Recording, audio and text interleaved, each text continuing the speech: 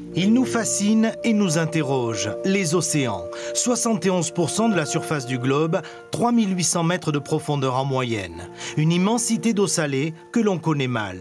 90% de nos océans n'ont jamais été explorés. Voilà qui pourrait bien changer. La course aux grands fonds marins est désormais lancée et pour le sénateur polynésien Teva Rohfritsch, la France ne doit pas manquer le départ.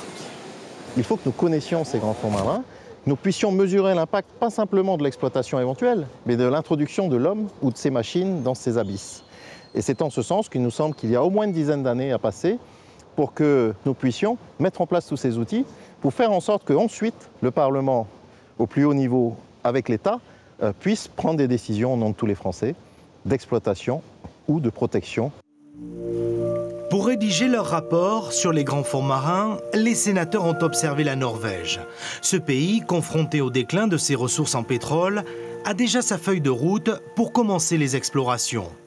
L'État norvégien et les entreprises avancent de concert. Ce n'est pas encore le cas en France. Si on n'avance pas suffisamment fort actuellement, c'est sans doute parce qu'il n'y a pas de volonté politique suffisamment affirmée, malgré les objectifs clairement définis par le président de la République. Donc on a besoin d'avoir une organisation de l'administration qui soit structurée pour que le sujet avance.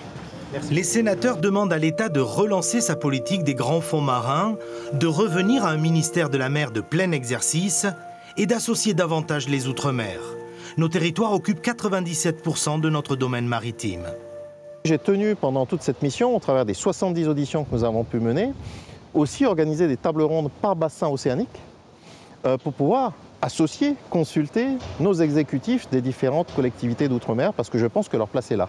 Des années d'exploration seront nécessaires pour mieux connaître cet univers froid et obscur avant d'envisager une éventuelle exploitation des ressources minières. À ce jour, seuls 4 êtres humains ont plongé à plus de 10 000 mètres de profondeur.